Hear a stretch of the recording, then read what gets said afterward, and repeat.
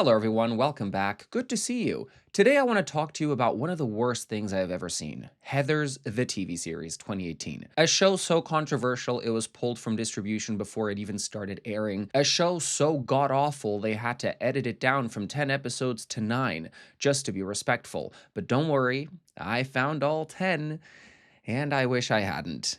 'Cause it sucked. Well, suck my third nipple, if it isn't Veronica Sawyer. 4 minutes later. I'm gonna break it all down from the controversies to the actual show, and I'm not joking when I say this is probably one of the worst things I've ever seen. And I watch a lot of garbage. So I was walking through Beehole. God, Heather, are we already making this about you? So if that sounds like a good time, then kick back, relax, and enjoy. Get a snack, a drink, and may I just say that you're looking really well today, and you'd look even better after you subscribe down below.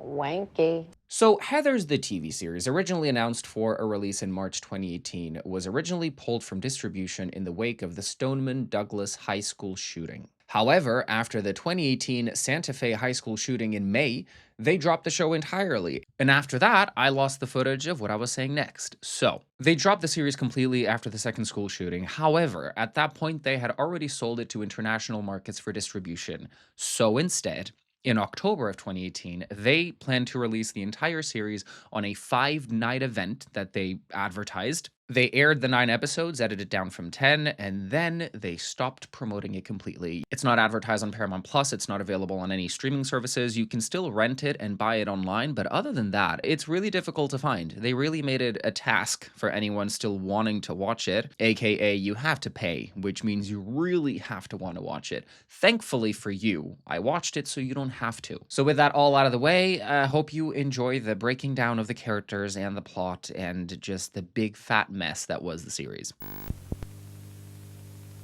So Heathers is set in modern times, and it has never been more important to understand a show as a product of its time as Heathers. It was during Trump's first presidency, MAGA was ascending, and woke culture was getting to its peak before the collapse. The original Heathers movie was a satire of the lives of American high school teenagers, the social hierarchies created in schools that resemble the same structures of power outside school, the senseless, often sensationalized violence, and adults' inability to do something about it, existing instead as passive onlookers to the tragedies ravaging the lives of their kids. And Heathers the series is a mess. At first, I thought it was written by a right-winger who's angry at cancel culture, despondent over not being oppressed enough that he's given special treatment by society. But when you create satire out of personal grievances, you're not really making satire, you're making reactionary slop. But then as the series progressed, it became more confusing. And suddenly, this wasn't a right-winger's inner thoughts angry at wokeness, it was the wet dreams of a nihilistic reactionary liberal who isn't a liberal as much as he is the most insufferable human being to ever walk this earth. And though I can see the type of humor they were going for, it very much flopped entirely on all accounts. It was actually shocking to see how unable the series was to commit to one joke, one messaging, just one complete story arc from beginning to end. Everyone is equally morally reprehensible. There is no real plot in the traditional sense of a plot being present. It's like asking an angry 14-year-old teenager to write about what's wrong with society and how to fix it, and his answer is, let's kill everybody. In Heathers, the series, the popular mean girls are no longer hot, rich, privileged white girls. Instead, they are the minorities, the outcasts. Yes. Because in 2018, we were living in a world where cancel culture was the single biggest threat to modern civilization, and trauma was the most valuable social capital. Our main Heather Chandler, is a plus-size young woman with a queer-coded haircut, in the sense that she looks like a lesbian. Heather Duke is a flamboyant gay man, or as I like to call them, Heather McNamara is the biracial bisexual woman of the group, which makes her like a triple threat in social capital. If anything, she should have been the main Heather. Although we do discover she was pretending to be bisexual to be popular, and I'm like, damn, her and every other pop star out there. Obviously, the joke here is that if things were correct, these three would be bullied losers because of their identities, their skin color, their sexuality, their body shape. But darn cancel culture is so out of control, these three repulsive losers have now weaponized woke culture to being the most powerful students in this high school. And if you haven't ha-ha'd yet, if you're still waiting for the giggle giggle chuckle chuckle, the way they enforce their power is by threatening to cancel people online in person.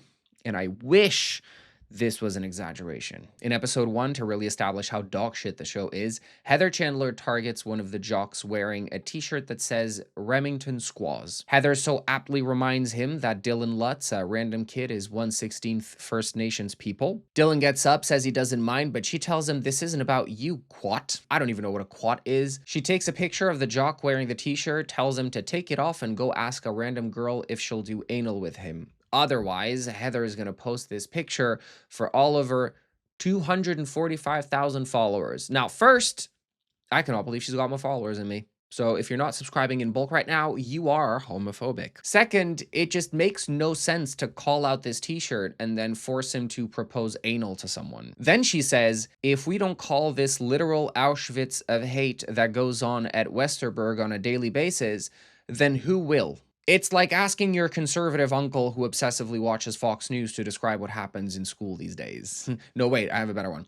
It's like watching anonymous teenagers arguing online and suddenly a boomer walks into the chat and I walk off a cliff. What? And as I watched the show, I couldn't help but think, they all look like they'd be right-wing influencers today. Because the show is so terrible, it can't even accurately portray the tropes that it's trying to mock. For example, this is gonna sound strange, but Heather Chandler, despite her appearance, kinda looks like she'd be a TERF. I won't be explaining further. If you get it, you get it. Heather Duke looks like he belongs in one of those "I'm gay, not stupid" campaigns. You know, the ones that tried to inch homosexuals closer to Donald Trump's ass.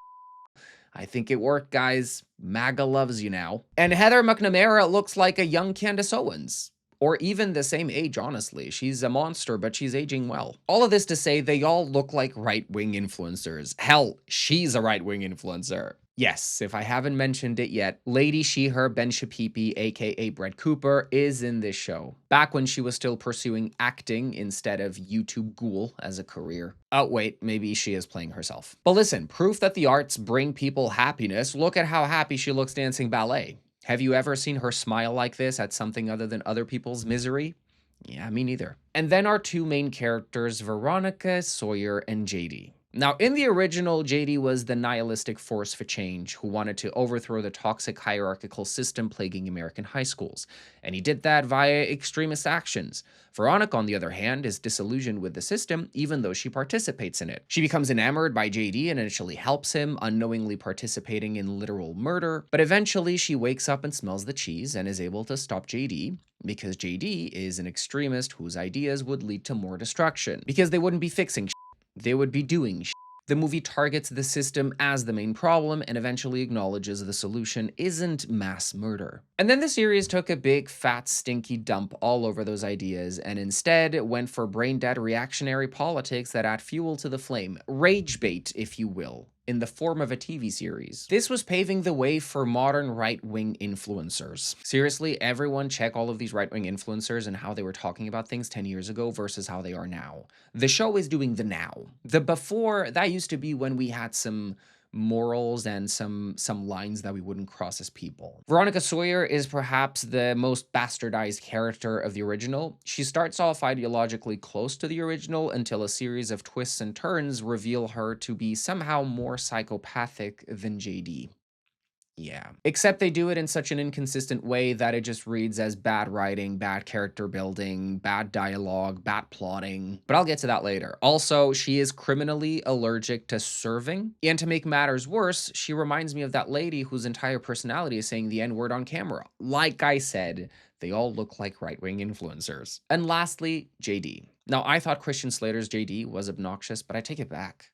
This JD is, no exaggeration, the most insufferable person I've ever witnessed. And I know I hyperbolize a lot on this channel, but this time I mean it. This time's for real. First, he reminds me of Nick Fuentes and Asmongold all rolled up into one yassified post-gay. But then the way he talks. By episode 8, Veronica and JD are super anti-prom, anti-normal high school stuff. They're above all of these silly little things, except Veronica really isn't, and she wants to go to prom. Even though the series spent 8 episodes building Veronica as a character who would absolutely fucking hate going to prom, the idea of being anywhere near the word prom. So she's like, I thought we could go to prom as a joke. And he says, and I quote so I don't get this little prick's line wrong, Veronica, prom is slavery. This is one of the many steps on our path towards becoming grist for the mill of corporations. I mean, dresses, flowers, promposals. They're training us to breed like rats because as soon as we have kids that rely on us, they've got us trapped. But slavery only works if the slave has something to lose. And I, my dear, don't ever intend to have anything to lose.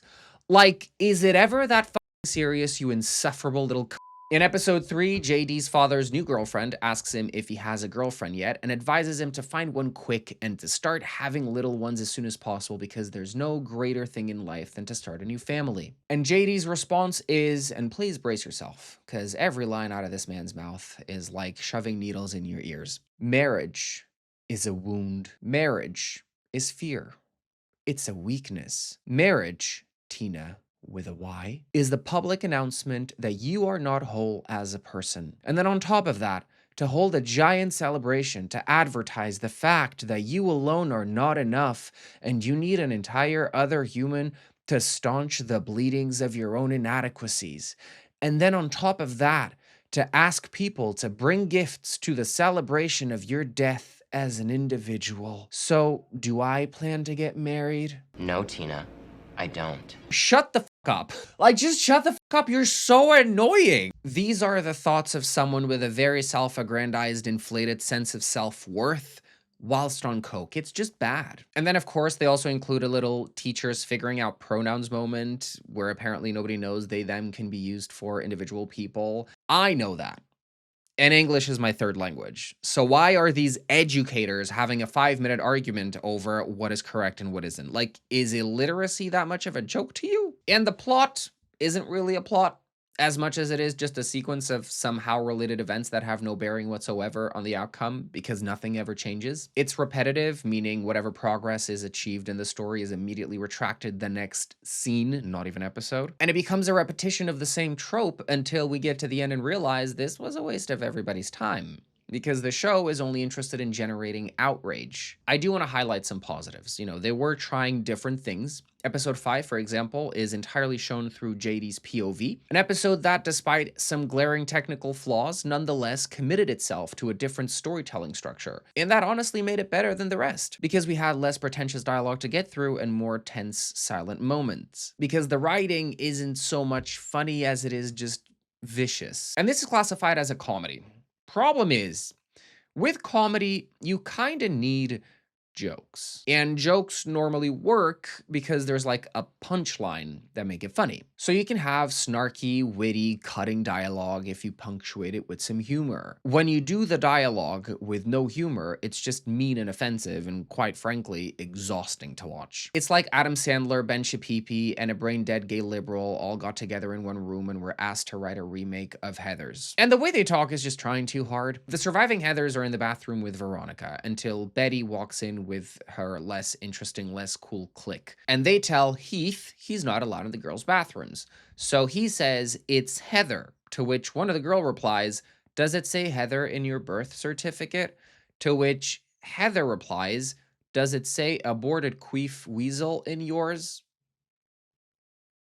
Aborted queef weasel? It reads as a cis straight guy trying to do gay talk and failing. It loses all the humor because it takes itself too seriously, which is ironic considering this is meant to be a show that is so out there, they could have literally done anything they wanted. And they went with aborted queef weasel? Oh my clit. The premise of the show is the same as the movie. The Heathers torment the school, maintaining power through routine humiliation of others. Veronica is their friend and only person with a conscience, and when Heather Chandler dies, things start going wrong everywhere. Veronica meets JD, he vomits a bunch of nonsensical, pretentious talking points about how everybody's wrong and everybody's evil and there's no point to any of this and we should all just kill each other for fun because in the end nothing fucking matters, more or less. And as you may know, Sue of Side is a big theme of the original film. Now, YouTube doesn't like that word or that term, so instead we are going to be saying permanent vacations in La La Land, because at the end of the show, that is exactly where they all end up. So by the end of episode 1, much like in the movie, Heather Chandler is eliminated by Veronica and JD in a similar choking accident, except in this version, she's not really gone. She wakes up hours after, pukes everything she had in her stomach, and recovers. But by this point, everybody already thinks she's dead. See, we live in the era of the internet, so Veronica and JD post a video making it look like Heather took a permanent vacation whilst wearing a Nazi hat. And I thought wearing a Nazi hat in 2018, that would have been like canceled for sure, even if she's alive. But no, they never mentioned the hat again. So no consistency, really. So while Heather pretends to be dead at home so people can mourn and adore her from afar, the school falls into disarray. I don't even know if that's a sentence. But Heather McNamara makes friends with a different, less interesting clique, and Heather Duke attempts to take over control of the school. Eventually, Heather Chandler reveals herself to be alive to Veronica and JD, the ones who killed her. But instead of ratting them out, she revels in the idea that people are mourning her passing at school, so she milks it for as much as she can. And then, whilst the entire school is honoring her memory at the skating rink, she waltzes in this white outfit as Beyonce's Halo plays. I'm sorry, how the did this show get the rights to Beyonce's Halo? What was the budget that y'all couldn't get better cameras, better cinematography, better sound editing, but you could get Beyonce's Halo? Honestly, work if it hadn't been wasted on this garbage. She walks up to that stage and says that she wants to be the face of permanent vacations. That's gonna be her brand as someone who tried taking a permanent vacation and failed. And then what the show does to Heather M is just so fucked beyond belief. So Heather M, first and foremost, was sleeping with a teacher. She's a minor. He gets fired once the school finds out he's been sleeping with half the students, all of them minors, but he doesn't get arrested. And Heather M is more hurt at the fact that he would sleep with ugly girls. You cheated on me? With ugly girls? Yeah. Okay. And now I'm confused because he is fired because it is wrong, but he's not arrested because nobody's saying that sleeping with a minor is wrong. Someone says like twice in later episodes, but that was it. There's no real backlash, no real opinion set. I'm not sure if the show is condemning what he did or encouraging it. Look, you've already ruined me. The damage is done. I just hope the next time you have feelings, you take it out on yourself instead of an innocent bystander. Back at home, Heather M's parents tell her that her life is in such shambles, she is prime candidate for someone to attempt a permanent vacation. No. You sure? You must have at least thought about it. Because having a friend who's just attempted it is one of the triggers to make other people attempt it as well. As is the ending of a relationship, especially with an older man. It's almost like you have nothing to live for.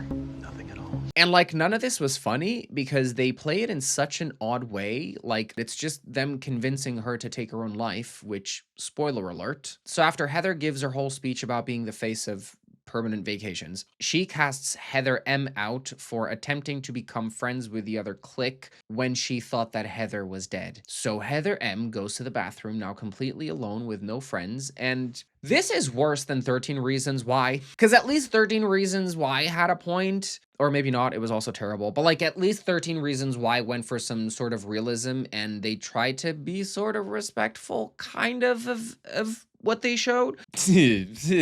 Heather's just went with tongue-in-cheek. Tongue-in-cheek that isn't really tongue-in-cheek, it's just jarring. So she grabs a little piece of broken glass and she slits her wrists. Then she skates through the rink, leaving 2 trails of really thick blood behind her, and the camera just lingers on the blood and the pool that she left before she took off. She then asks for help outside, afraid she made a mistake, but people ignore her because Betty is upset that Heather is no longer dead. Okay, so she skates all the way home, walks into her house, sits between her parents, and bleeds out on the couch as her parents absentmindedly comment on how she's home before curfew. How nice of her. She's becoming responsible. And I keep thinking, what is funny about this? Like, where's the punchline? Like it's not funny or sad. It's really Then at Heather M's funeral, they have Heather Chandler go up there and make it about herself, crown herself as the queen of Jet 2 holidays because she is the face of permanent vacations right now. Let me be the vessel of all of your thoughts and all of your prayers. And I think it's not funny because the very idea, the very foundation behind this whole speech and what is happening just makes no sense. Like, it's not funny. We love our dead straight daughter. The school then puts a production of the original musical Teenage Permanent Vacation, Don't Do It, except when you cover the poster just enough, it looks like encouragement for you to do it. Heather Chandler, who is now mentoring young members for the Heathers group, wants the leading role in the school musical because, once again, she wants to be the face of permanent vacations. Mom, Dad, we need to adopt her. Oh, well, I don't know. Oh my God, you guys never buy me anything. So she asks Heather Duke to audition so that she can waltz into his audition, the middle of it, push him out, and finish so that by comparison, she sounds even better. Only for, in the middle of her song, the young black girl she's been mentoring to start singing and dog walk the out of her. And it got me thinking, they do an entire musical sequence, and the whole time I felt nothing. Like, not a single ounce of serve, not a trace of yas, just auto-tune and weird angles. I wasn't living. I was dying on the inside. I was falling asleep on the outside, proving musical theater can be homophobic. But it was funny to see Heather eat shit as soon as that girl started belting. Meanwhile, Veronica and JD go through one of their many tiffs. So Veronica goes on a date with a jock to make him jealous, the one that Heather tried canceling earlier, only for JD to show up and kill him, framing it as a permanent vacation. And Veronica in the original had a moral compass. You know, she was the audience's POV, more or less, of the film. And she was horrified by the senseless acts of violence perpetrated by JD. In the series, Veronica is absolutely dripping wet with excitement over the idea that JD would kill someone out of jealousy. Because, as we'll find out, Veronica is no innocent girl. When she was 8, she killed another girl with a croquet baton because the girl told her she wasn't nice. Veronica then wrote about it in her diary and even saved a lock of her hair, and the murder went unsolved, the croquet killer never caught. Great moment to point out that episode 4 is Ben She Her Peepee's big moment to shine. She is a weird, poor Christian kid who, disillusioned with life, jumps and lands in the middle of a pre-game team meeting in an attempt to take a permanent vacation. Have I mentioned her name, by the way? Her name is Brianna, I think, but she's called Trailer Parker by the Heathers. Instead of dying, Trailer Parker becomes paralyzed and is then chastised by Heather for trying to copy her. She exists purely as a punching bag. Maybe this is her origin story. Maybe this is why she became who she became. Then there's Betty, the one who used to be friends with Veronica when they were 8 until she killed that other third girl and then they just drifted apart. Betty is an Asian girl who, when she gets an A-, is given a lecture by her parents where they tell her she's gonna be poor and a prostitute. Who'll end up dying alone in a ditch. You've always been so conscientious. My daughter, a dead ditch hooker. But they do the bit for so long. Again, I felt like I was watching Grown Ups or Grown Ups 2, and it was Rob Schneider and Adam Sandler trying to have a haha conversation with a third character, and I'm just there like, can somebody shoot me? Hi, I'm Charlie Kirk. I'm Rob Schneider. And today, what are we doing?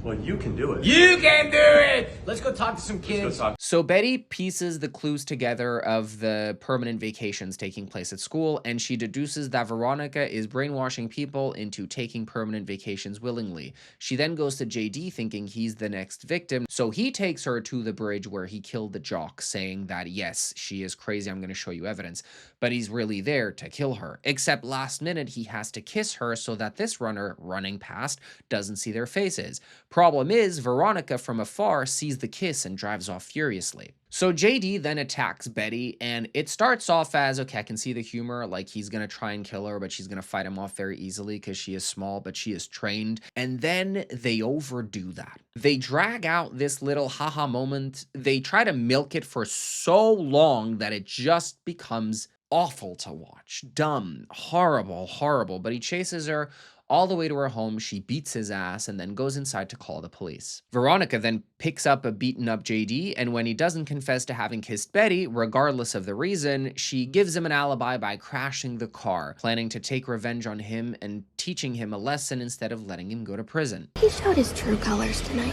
and now it's time I showed mine. So then at the police station, Betty is there with her parents. JD is there with his father. And he doesn't even have to say anything in his defense because as soon as Betty mentions that they were on that bridge and he tried to kiss her, both her parents and the main officer start profusely apologizing to JD because in their minds, this girl is so disgustingly hideous, repulsive, gross, that any man willing to hit on her is a man that deserves a yes, daddy. Not to mention the fact that she was out there at night by herself with this boy. So, like, she was asking for it. Why would you be out there with him so late if you didn't want him to kiss you? Why would you then say no? Betty's been going through a lot lately. She got an A-.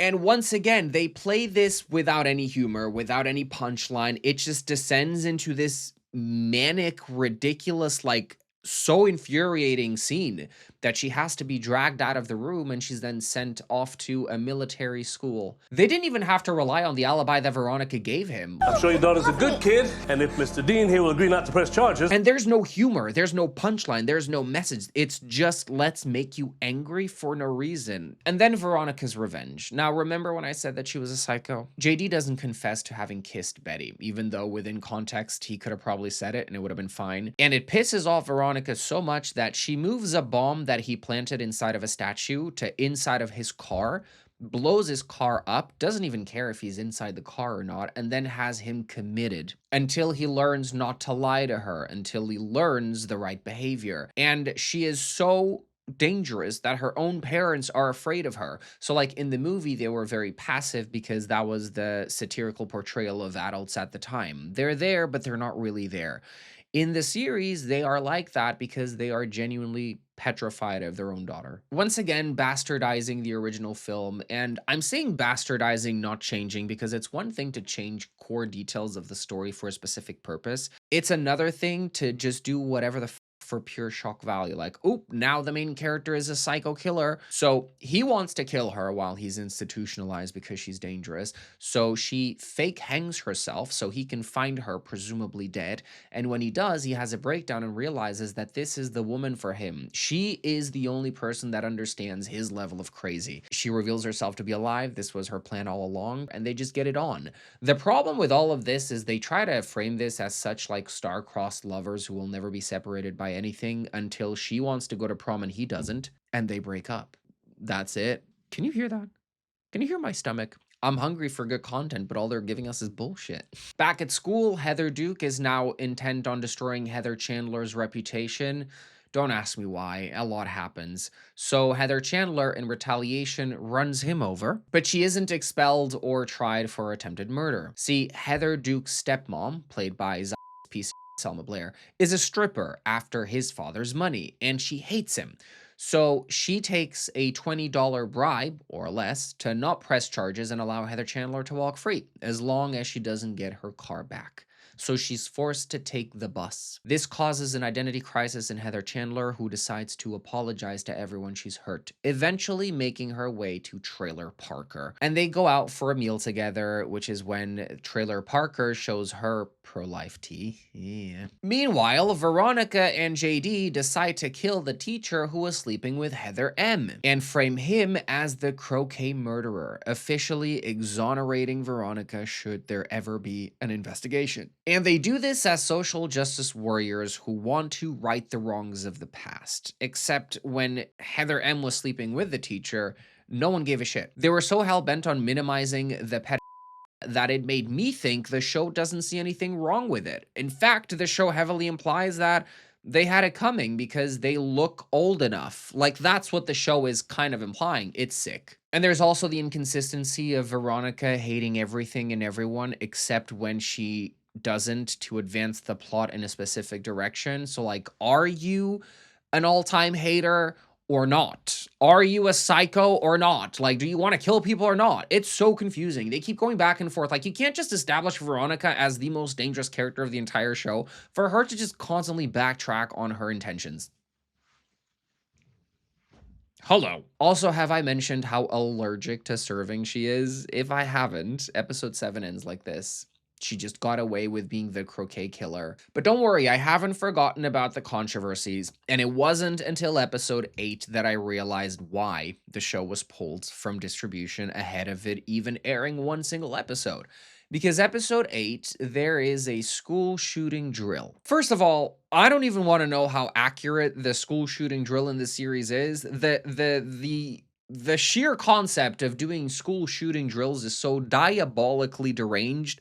I don't know yet how the United States hasn't descended into civil war over guns. That's first. The ads that I've seen where it's like back to school and it turns out it's just preparing parents to pray every day that their kids come back home alive for the rest of the school year. And you think that in the age of internet and with access to seeing how things operate in other countries and like other systems that actually work, you'd think that people would put two and two together, like do their own critical thinking and reach the natural conclusions that guns are bad. But no, it's insane. Protect women and children, but protect men wanting to swing around guns more, which is such a weird thing to say. So they have a school shooting drill, but it reads more like open mockery of school shootings. We have this stoned out girl making statements like, aren't we like teaching kids how to become school shooters? And people's responses are like, shut up, lesbo. And I'm like, she had a point. She was spitting. But for the drill, they do this thing where a teacher walks around with a fake gun killing students, and whoever gets killed gets to go to heaven, which is just a makeshift half of the gym where they get to eat and relax for the rest of the day. All of the other students that aren't killed in this fake school shooting then get to walk around school learning how to survive a school shooting, aka how to commit one, really. And I get why they pulled the show. Like, this episode is so blase-da over, like, the actual topic. I want to know what went through their minds to write this episode. I'm coming this from a position where I enjoy things that push the boundaries. I enjoy comedy that is transgressive and it doesn't always, like, follow politically correctness. I like it when art, like, really makes you think and isn't afraid to cause some controversy. This is not making anyone think anything other than what the is wrong with you. Go seek help. Anyway, JD gets a bunch of kids who are bored to say they want to be in heaven where everyone else is having fun. The heaven being the side of the gym where everyone is eating. But if you watch the footage, it just sounds like they want to and JD uses that footage for his grand plan of the series finale. But before we get to that, in his planning, JD ends up having to murder Heather Duke's boyfriend Jock and frame it as him taking a permanent vacation because his heart was broken by the school's MAGA which reminds me of this hilarious storyline earlier in the season where in this school, you know, being gay is no big deal. It's such a no big deal that one of the popular jocks is gay, is in love with the MAGA fagga, and even wants to take their relationship public. And it's the MAGA fagga, the flamboyant gay, who is embarrassed of being seen with a dumb jock in public. Sure, progressive, yay. So Heather Chandler, for some reason, tells Heather Duke to break up with his boyfriend in front of the entire school, and that just has to be. And MAGA fagga does that. We don't know why. Like, there's never a discernible or believable reason as to why everyone just bows down to Heather Chandler. We're told she's big cheese at this school, but we're never really shown why. I struggle to believe that people would just capitulate to her. You know what I mean? Like, even Regina George had some charisma. Heather Chandler has none. Zero. Zilch. Never to be. Even Chanel Oberlin at least made things interesting and funny, you know? And the breakup is so terrible. The writing is shocking. Heather says, look at you, now look at me. I am a mountain lion, and you're a cross-eyed dumpster cat. I tear out hikers' throats, and you chase laser dots across linoleum. I make entire species go extinct. You can, at most, dream of the day when you'll learn to flush a toilet. Two things. One, no self-respecting homosexual would ever say this. Like, what even are these insults? A cross-eyed dumpster cat? A mountain lion? Ugh, ew. Second, this would make me homophobic. So maybe that was the idea. Maybe that was the idea all along. Shit. So anyway, after JD kills the jock, Heather, MAGA, fagga, puts it together that it was JD. So he makes sure to tell JD he's going to the police before hopping into this rideshare car and racing JD to see who gets there first. And they drag out this hee-hee-ha-ha bit of street racing, and suddenly we're in the Fast and Furious, or better yet, the fruitier. That was bad. That was terrible. But after getting into a crash, Heather runs the rest of the way, only to run right into barbed wire that slices his throat. So he walks and lays on top of the memorial for his dead boyfriend, who supposedly took a permanent vacation for loving him. And Heather dies of an apparent permanent vacation as well. just everything working perfectly for people killing everyone. For some reason, Veronica grows a conscience and thinks JD is taking things too far now. Whereas Heather Chandler is elated that Heather Duke is dead because now her chances of being elected prom queen have skyrocketed. That's because earlier, God, there's so much shit happening in this show. Earlier, Heather Duke was campaigning to be the first boy elected prom queen, which would be groundbreaking across the country. Their words, not mine, because I watched Glee. I did not see Kurt win and say, eat your heart out, Kate Middleton, to now watch this slander go unchecked. Not me defending Glee, damn. So prom is here. Veronica and JD are fighting because Veronica suddenly forgot how much of a psychopath she is and actually wants to go back to being teenage Veronica. It's a little late for that. So she finds out about his grand plan, and the grand plan is he plants a bomb under the school and plans to blow up the entire prom and then post the video that he filmed earlier where it seems like everybody just wants to die to frame this as a big collective pact of this school. That will change things. Shit, I said I meant permanent vacation. That will change things because going into a school and killing kids, nothing ever changes. That's tea, actually. But an entire school committing collective permanent vacation because they've grown so disillusioned with life, that is the money shot right there. So she finds out about this plan through another long, drawn-out, contradictory speech where he's basically saying that even though they are kids upstairs, they will grow up to become useless adults who carry this sickness present in Westerberg, so they should all be sacrificed for the chance at changing the country. Sounding a lot like Israel in the US justifying genocide. Veronica is horrified at this plan for some reason. I thought this would be right up her alley, the way that the show laid out her character, and she decides to stop his plan until she has a very brief conversation with Heather Chandler, the ultimate narcissist, who basically tells her that it doesn't matter what happens after tonight. Once Heather Chandler wins prom queen, she will cement herself as the it girl in everybody's minds. And everyone in this high school, no matter where they go, how long they live, they will always have Heather Chandler's voice in their minds telling them what to do because she is that important. The confidence oozing out of this woman should never be understated. Veronica, who holds on to beliefs as strongly as Keir Starmer, suddenly changes her mind, and now JD's plan is perfect. They all need to die because they've all been contaminated with Heather Chandler's toxicity, and they must die. Except, this is so stupid. News breaks out that someone just committed the worst mass shooting ever. And that pisses JD off, who decides to abort the plan because now his little plan will live in the shadows of this other bigger tragedy. That pisses Veronica off, who is now accusing JD of caring about optics just like the Heathers. The difference is the Heathers would admit to caring about optics. So in trying to stop each other, they end up shooting each other and they fall on the floor and they slowly die. The bomb is still activated, and as the clock is going down upstairs, Heather Chandler is kicked out of prom because her skirt is too short because she had an outfit change. Of course she did. While she's getting kicked out, a student who saw JD and Veronica shoot each other runs up and tells the faculty members they are planning to blow up the entire school and we need to get out of here. One of the teachers says he's just high and to shut up with his coke-fueled rant, and then the 4 members of faculty take Heather Chandler out of school premises because she's been kicked out. And that's when the school blows up.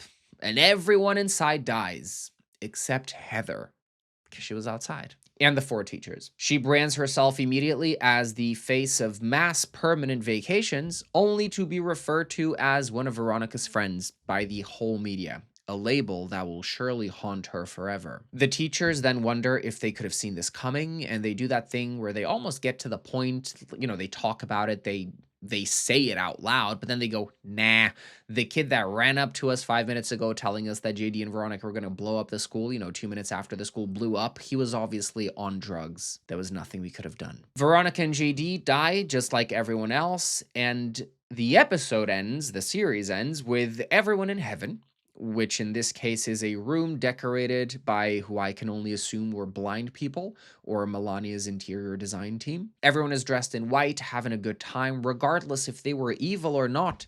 Down there, Brett Cooper is doing ballet, everyone is happy. except for Veronica and JD. Not only did they not get white outfits, they're now forced to exist invisible to everyone else, unable to interact with them. Shit, they can't even see each other. So they're left all alone, paying for their crimes in eternity. Mind you, nobody else paid for shit, just these two. And I'll say it, this glorified permanent vacations more than 13 Reasons Why. They really made it look like a happy club for everyone except the two weirdos who bombed the school, and that was the worst thing I've ever seen in my life. I kept comparing it to Scream Queens because they were released 2 years apart and they share the same type of exaggerated satirical tone, except Scream Queens does it well, and Heathers fails miserably. First, Heathers is so focused on being shocking and insulting, it forgets to be funny. So it just reads as, once again, the grievances of a despondent middle-aged man who got called out by his daughter for saying the N-word. And because Heathers the movie was a satire, you'd think that the TV series would be a satire as well.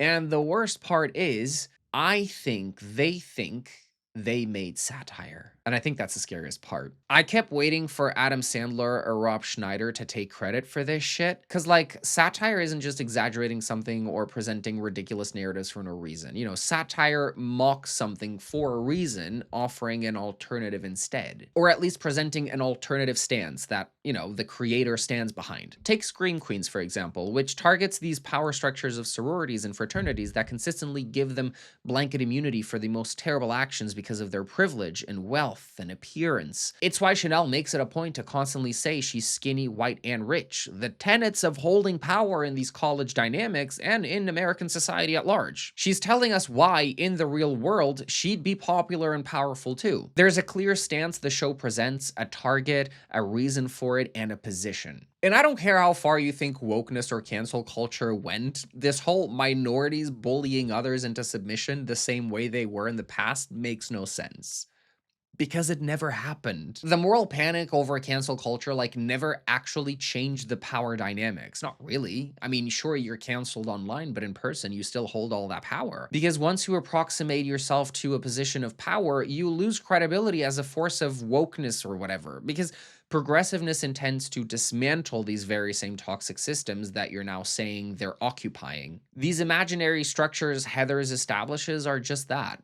Imaginary. Initially, it seems like identity politics and woke culture are the enemy, but then they rely on the same identity politics being valid when the story needs it to move forward. Like if you're doing satire, you can't just backtrack halfway into your story to make other points make sense when you're contradicting yourself from the beginning. Maybe you shouldn't have written yourself into a corner. And then as the show progresses, it begins to question everything equally. You know, everyone is bad, everything is terrible, and when everything is equally terrible and evil, you're basically doing reactionary, nihilistic slop for the sake of shock value. And it's the same shock value found in the writing of the show where they try doing sharp dialogue and social commentary without the commentary or the sharpness. It's just nasty for nasty's sake, and instead of comedic, it comes off as incendiary. And once the ending hits, you're left not knowing what to do. You know, no one has convictions, no one learns anything, nothing really changes. We get so many moments where they rekindle friendships only for them to try and kill each other the literal next scene for no reason. Like, yeah, sure, let's just have this last half hour of dialogue and understanding and plot lines coming together be completely shat on for what? Because there's no plot.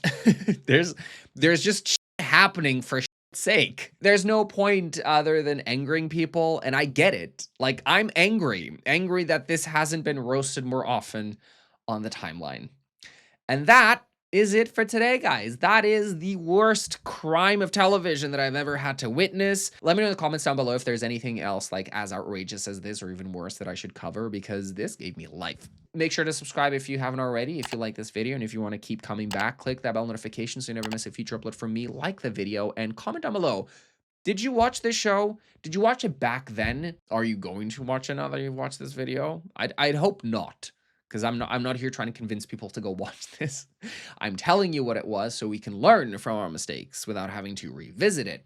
But it seems like we're not learning from our mistakes because this type of incendiary discourse is what is literally dominating politics across the West right now. We have descended into living in a Heathers the Series society, and that nasty. And until next time, stay safe, stay sane, stay stupid, and stay stuttering. Bye, guys.